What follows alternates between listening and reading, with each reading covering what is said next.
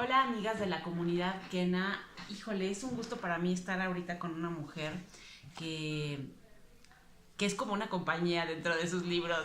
Es que la conoces físicamente, pero ella al final siempre está en alguno de sus libros acompañándonos. Se trata de Alejandra Llamas, quien está presentando en México su nuevo libro, Libérate. Eh, Alejandra, muchísimas gracias por estar con nosotras. La verdad es que es un gusto tenerte aquí. Nos gustaría tenerte más seguido. Nos gustaría tenerte todos los días con algo. Qué linda. Y nada, me gustaría, bueno, antes de entrar de fondo a lo que pudimos encontrar a tu libro y que tú misma de alguna forma pues nos lleves caminando por ahí, me gustaría saber en qué momento de tu vida empezaste a hacer Libérate. Bueno, yo creo que Libérate es una consecuencia de muchísimos años de trabajo, y trabajo interior y trabajo exterior. Okay.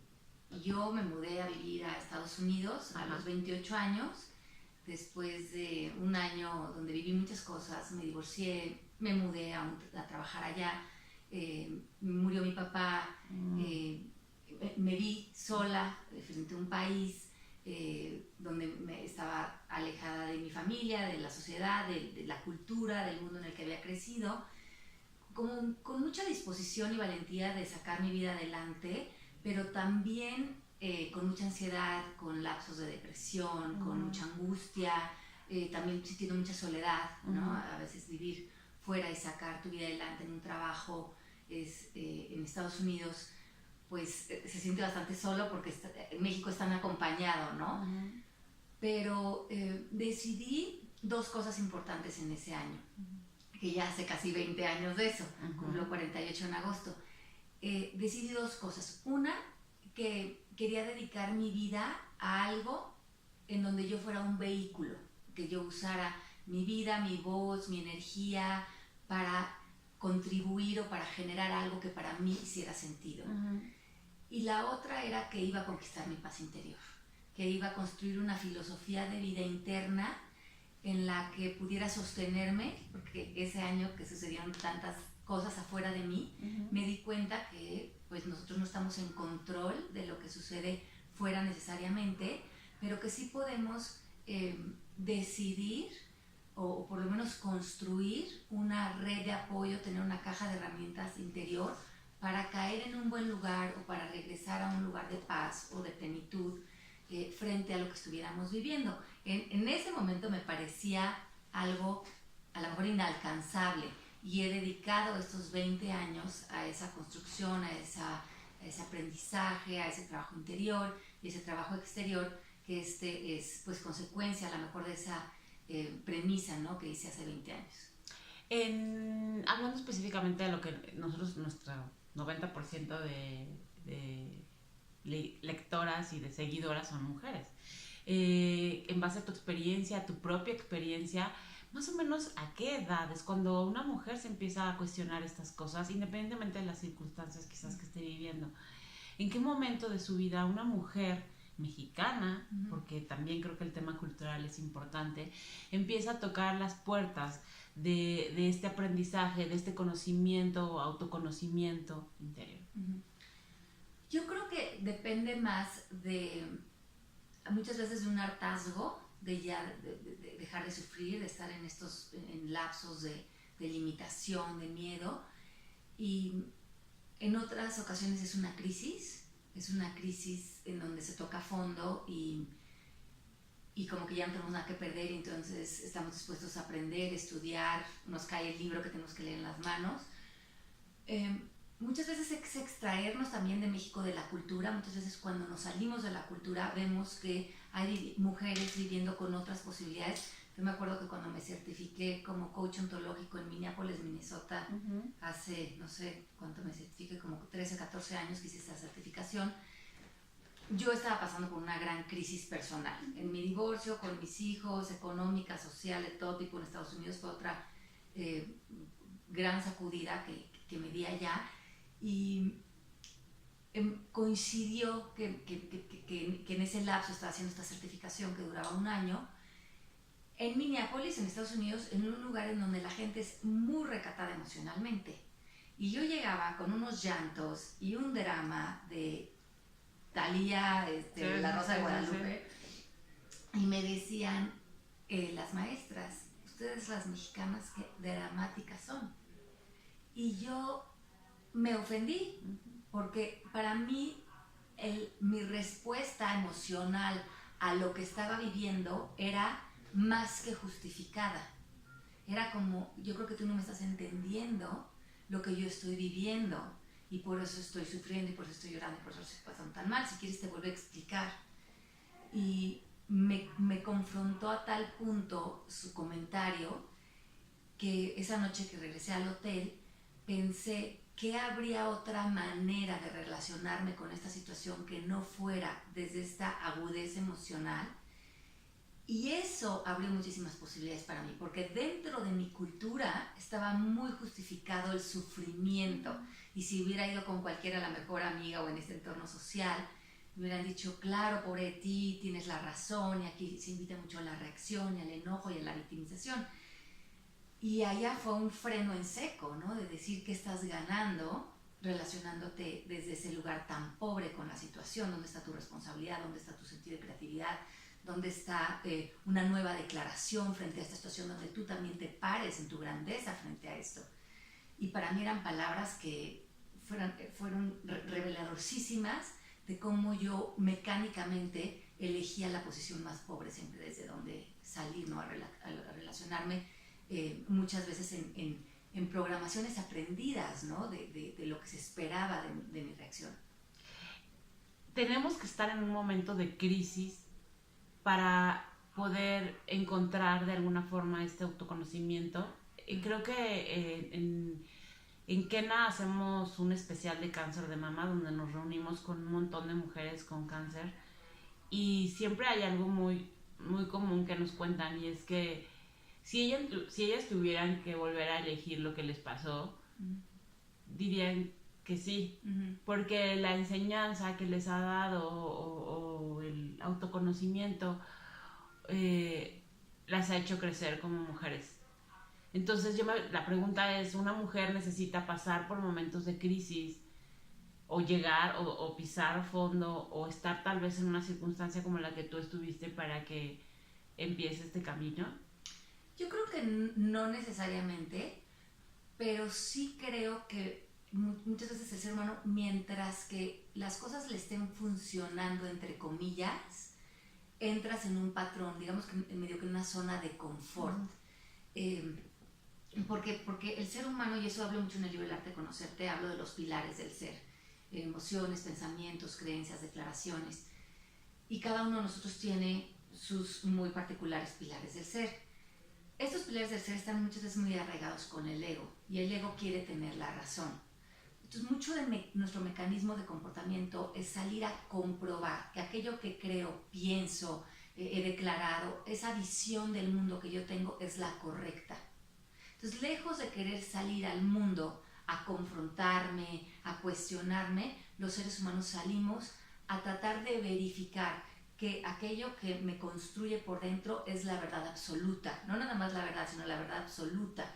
Y ese es mucho de nuestro mecanismo porque nos da un sentido de identidad. Claro. Por ello es que es lógico que en la crisis te permitas el cambio, porque lo que realmente se abre es la posibilidad de cuestionar esos pilares porque no te están funcionando. Esos pilares van creando patrones, pero mientras que más o menos te vayan funcionando, crees que eso te sostiene, porque por lo menos sientes que estás parado en una verdad. Claro. Y eso le da como consistencia a la persona. Claro. En tu libro Libérate habla sobre un desfase emocional que heredamos de generación en generación. Cuéntame un poco de esto porque me llamó muchísimo la atención. Hemos como heredado a través de todos nuestros ancestros, ¿no? desde hace muchos años, una conversación que se ha ido apegando mucho al ego, al miedo, a la separación, una conversación que nos separa de otros, una conversación competitiva, una conversación en donde sentimos que debemos defender, atacar, en donde nos condenamos, en donde nos discriminamos, en donde hay machismo. Hemos heredado esta conversación que tiene una carga emocional. Y esta conversación heredada, no cuestionada, nos ha traído al punto en el que estamos. Y como bien dices, es no nada más nos condiciona nuestro comportamiento, nos condiciona en cómo nos sentimos, en cómo nos vivimos, en cómo nos relacionamos a nivel cultural, social, familiar. Es lo que permite, por ejemplo, una violencia doméstica, es lo que hace una discriminación de género, es lo que hace que, inclusive como mexicanos, a veces nos avergoncemos por nuestro físico o las mujeres por nuestro peso. Heredamos estereotipos, heredamos maneras correctas de ser y de vivir, y si no entramos en esas maneras correctas de ser y de vivir, sentimos que hay una falla en nosotros. Estos desfases emocionales han ido devaluando la conexión de nosotros con nuestro propio poder, con el poder universal y con la conexión de todos con todo.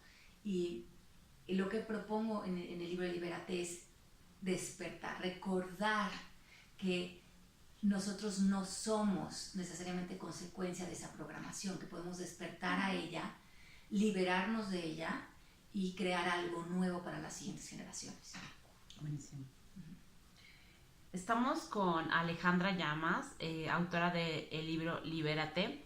Me gustaría, Ale, que nos dijeras cómo comenzamos a construir nuevas formas de autoconocimiento para tus hijos, para los niños. Tú hablabas justamente de un desfase heredado, cómo las nuevas generaciones, estas nuevas mujeres empiezan a descodificar esto con sus hijos, para que ellos crezcan con un autoconocimiento y el día de mañana no entren como en los conflictos. Bueno, seguramente van a entrar en conflictos, ¿no? Sí.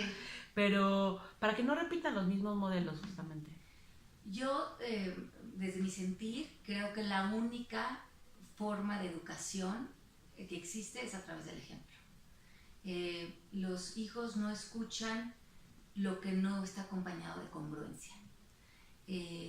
Yo he aprendido como mamá, tengo 2 hijos adolescentes, que mi educación, lo decidí hace mucho. Yo escribí un libro del arte de educar. En ese año que escribí ese libro hice muchísimos estudios de padres conscientes. Hay libros extraordinarios, además del mío, de ese tema, porque son libros que tienen otra manera de presentarte como papá. Y es una educación que va mucho más acompañada del silencio. Es una educación en donde tu hijo aparece completo. Es una educación en donde se retira el control, que nace del miedo. Y la atención, en vez de estar en tu hijo, está en ti, para que tú puedas convertirte en el padre consciente que quieres que tu hijo imite, porque el hijo está aprendiendo mucho más por imitación que por el choro o lo que le estemos diciendo si no lo estamos haciendo. Entonces yo sí aprendí con los niños que si yo quería que ellos salieran al mundo a conquistar sus sueños, todo me lo volteaba hacia mí. Ale, tú tienes que salir al mundo a conquistar tus sueños. Quiero que hagas tu tarea, Ale, tú tienes que hacer tu tarea. ¿Qué tarea no estoy haciendo yo? Quiero que tú seas responsable, yo tengo que ser responsable de mi vida, en que no estoy siendo responsable. Quiero que comas saludable, donde yo no estoy comiendo saludable. Y me encanta una frase de Gandhi, donde, bueno, una experiencia que Gandhi lo he estudiado mucho, hablé mucho de él en mi libro Esencia del Líder, pero me encantaba la congruencia de ese hombre. Y una mujer se le acerca en una ocasión y le dice: me gustaría que pudieras decirle a mi hijo que no comiera azúcar, el daño que le hace el azúcar a su cuerpo. Y Gandhi le dijo: regresa en una semana. Y ella regresó a la semana, le dijo: aquí está mi hijo, dile que no coma azúcar. Le dijo: mi hijo, no comas azúcar, es mala para tu cuerpo. Y le dice: ¿por qué me dijiste que volvió en una semana? Y dice: que hace una semana yo estaba comiendo azúcar.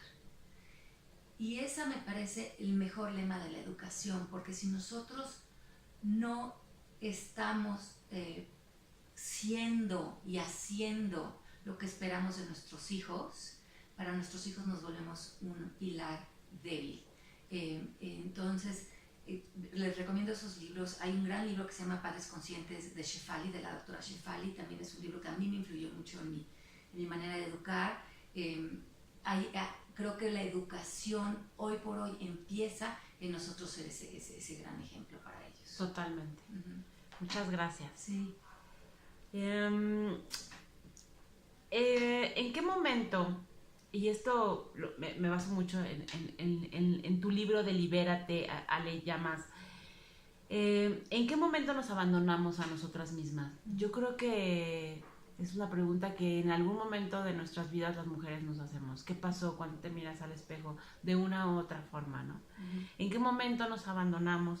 La mujer de México suele estar en una posición en la que todo recae de alguna forma sobre ella.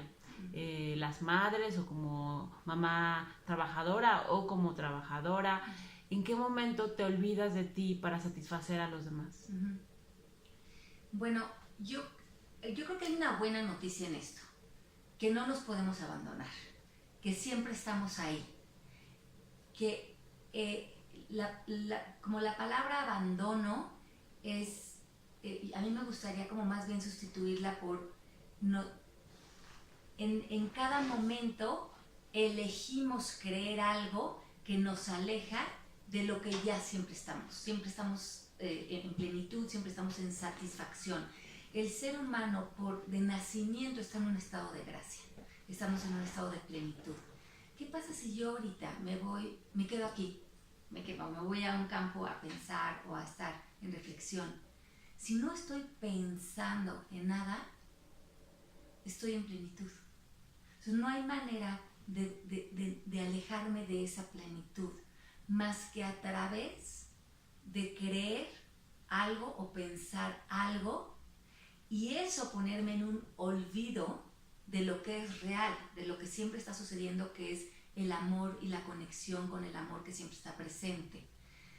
Y esto me parece una muy buena noticia, porque en cada instante es una cuestión de elegir en dónde voy a poner mi atención, en que ya estoy plena o en creer que le debo algo a alguien, tengo que sufrir, tengo que pagar alguna culpa, pero entonces ya me tengo que activar hacia una creencia y meterme como en el trance de donde esa creencia me mete. Pero en el momento que yo cuestiono esa creencia y la deshago, a donde caigo necesariamente es a la plenitud otra vez. Entonces es una cuestión de ser conscientes de en dónde está puesta mi atención, en lo que siempre está ahí para mí como un regalo, como una gracia que me ha dado la vida, o en comprar un rol, en comprar un sufrimiento que es una elección.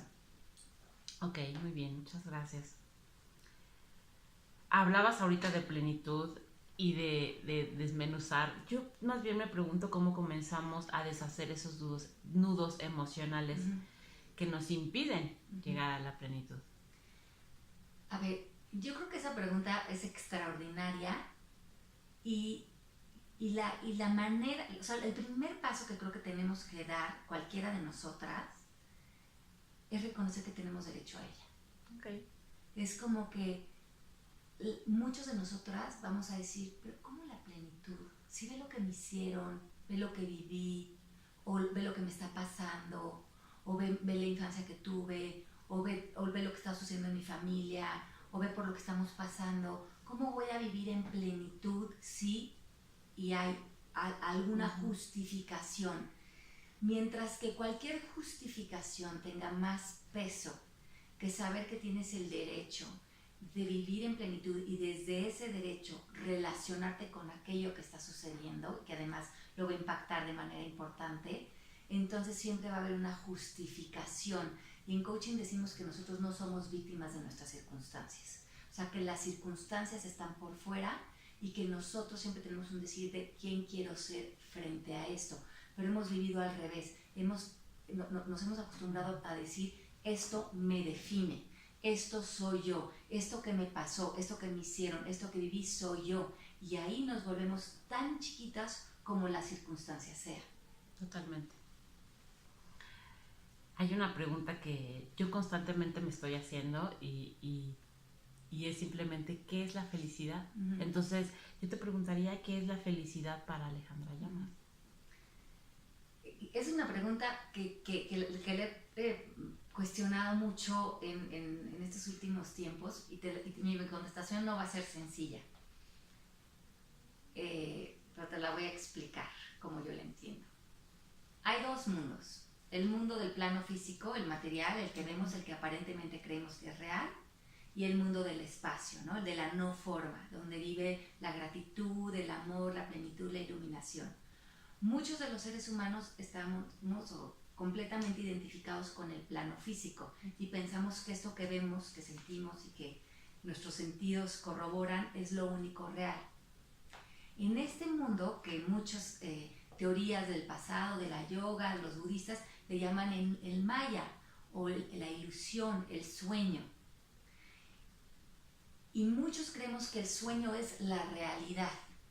Pero cuando meditamos o estamos en un estado de conciencia, nos pegamos a ese otro mundo que es el del espacio, y es donde nos podemos expandir. Es cuando yo dejo de ser este personajito y Alejandra y la mamá, y estoy en esta expansión de la conexión con la conciencia, de la unión con todo.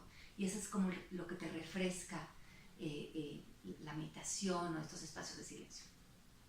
Entonces, a veces creo con la felicidad que cuando estamos muy identificados con el mundo de la forma, estamos buscando salir de sueños infelices a sueños felices. Intercambiamos un sueño feliz y lo que queremos es, te dejo este sueño y quiero un sueño feliz, pero sigue siendo un sueño.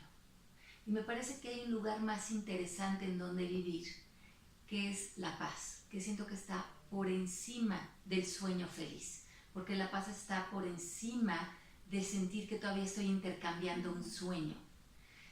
Y cuando puedo conectar cualquier experiencia en la paz, puedo vivir cualquier experiencia del mundo de los sueños que yo califique como infeliz o feliz desde un estado de paz. Y ya no tengo que estar regateando uno por el otro, o que cuando esté viviendo algo que me dé felicidad tenga miedo o dolor de que venga la infelicidad, o cuando esté viviendo algo que me esté causando un reto, esté sintiendo que debería de estar más bien creando un sueño feliz, sino que yo pueda estar por encima de esas dos cualidades de calificación del sueño y estar en paz en donde lo que afuera esté pasando, que es un poco lo que hablamos al principio de la entrevista, cómo conquistar un estado de plenitud por encima de no definirme por lo que esté pasando afuera. Totalmente. Ok. Hablas también en tu libro sobre el tema de las relaciones, y me gusta mucho una cita que tienes que dice: la relación que tienes con los demás es proporcional a la que tienes contigo misma. Amigas de la comunidad Kena, estoy con Alejandra Llamas. Bueno, creo que no podemos dar lo que nosotros no tenemos. Entonces, si nosotros aprendemos a amarnos incondicionalmente a nosotros, aprendemos a amar incondicionalmente a las otras personas. Si nosotros juzgamos algo en nosotros, necesariamente lo vamos a proyectar y lo vamos a negar en nosotros y lo vamos a ver en otros. Si yo cargo dolor y no me hago responsable de ese dolor para soltarlo y sanarlo, voy a pensar que la única manera de deshacerme de él es depositándolo en otras personas y las voy a culpar por haberme hecho sentir así. Entonces, la única manera de deshacer, me gusta mucho esa palabra, el dolor, la culpa, la vergüenza, todo lo que llevamos dentro, es reconociendo que no es real. Es dejándolo de depositar en la comunidad, en otros, en el exterior. Pero lo vamos a ver fuera mientras que no reconozcamos que no es cierto tampoco en nosotros. Pero mientras que vivamos con dolor, con miedo, con culpa, eso lo vamos a ver aparentemente afuera y lo vamos a atacar afuera. Y ahí nada más estamos creando un círculo vicioso. Claro, nunca desde adentro. Y nunca liberándonos a nosotros y a otros. Y a otros, totalmente. Ok. Muy bien. Ya casi termino. Sí. Estoy con Alejandra Llamas, creadora del libro Libérate, y yo quiero preguntarle, híjole, esto creo que es una palabra que escuchamos mucho entre amigas, y es cómo apagamos esa voz de saboteadora que no nos permite liberarnos, ¿no? Yo creo que, híjole, no sé, las mujeres nos saboteamos todo el tiempo, nos autosaboteamos. Cuéntame un poco de este término que se ha vuelto tan común en las charlas. A ver, todas las mujeres compartimos una mente colectiva. Y a todas, mira, yo llevo años dando cursos, seminarios, tengo mi escuela de coaching, donde ahorita se están certificando 300 personas, hemos certificado millares de personas en todo el mundo. Cada mes viajo a diferentes lugares del mundo a certificar personas. Y es muy interesante esto que les voy a decir, porque a veces le duele al ego, pero todos tenemos los mismos problemas, todos tenemos los mismos pensamientos. Y a veces voy a un seminario donde hay 200 mujeres y dicen, es que yo tengo muchos problemas porque no creo en mí, no creo en mi voz, y cuando voy a hacer algo no me siento capaz y lo acabo posponiendo. Y les digo a todas, levanten la mano quien ha tenido los mismos pensamientos, y todo el salón levanta la mano. Entonces la persona que creía que sus pensamientos eran exclusivos se siente un poquito saboteada. ¿Por qué? Porque el ego quiere que nos sintamos especiales. Mis problemas son especiales. Yo soy la que me saboteo, yo soy la que pienso así. Y es como bastante desimplante para cuando estamos en los cursos y decir, pero ¿cómo que todas ustedes han tenido este mismo pensamiento? Que yo no soy especial, que yo comparto los mismos pensamientos que todas ustedes. Entonces, todas compartimos pensamientos que pueden llegar a sentir este pesar de la saboteada. Pero lo único que les puedo recomendar es que cuestionen nuestros pensamientos, porque así como me visitan a mí, te visitan a ti, visitan a Katia, o sea, nos visitan a todas. ¿Quién es libre de este pensamiento? Quien los cuestiona. 4 preguntas para cuestionar los pensamientos. ¿Es verdad? O sea, a lo mejor dices, a lo mejor estoy cuestionando el pensamiento de no soy capaz. ¿Es verdad? Pues me quedo pensando, pues sí, siento que no soy capaz. Si te contestas sí, vuélvete a preguntar, pero es absolutamente cierto, es la segunda pregunta. Son las preguntas de Byron Katie, de su libro Amar lo que es. Es absolutamente cierto que no soy capaz. Bueno, absolutamente cierto. Acuérdate que para que algo sea absoluto es total. Y entonces, mi respuesta tiene que ser sí o no. Pues no es absolutamente cierto, porque he sido capaz de tener a mis hijos, he sido capaz de hoy pararme en la mañana y vestirme, he sido capaz de hacer unos estudios, he sido capaz de cuidar. O sea, ve todo de lo que has sido capaz. Date 3 ejemplos de cómo has sido capaz en cosas que en un momento dado dudaste. Y te vas a empezar a sorprender. Y si puedes hacer tu lista de 20, pues mejor. La tercera pregunta es, ¿quién eres tú cuando tienes ese pensamiento de que no eres capaz? ¿Qué haces? ¿Cómo te sientes? Pues probablemente me paralizo, dejo de hacer, me distraigo, me voy de compras, a lo mejor tengo una adicción, como compulsivamente, me empiezo a recriminar, empiezo a ver muchas cosas en las que yo me he castigado porque siento que no he sido capaz. Y la cuarta es, ¿quién serías si ya nunca más pudieras volver a tener ese pensamiento? ¿Cómo serías? ¿Cómo te relacionarías contigo y con otros?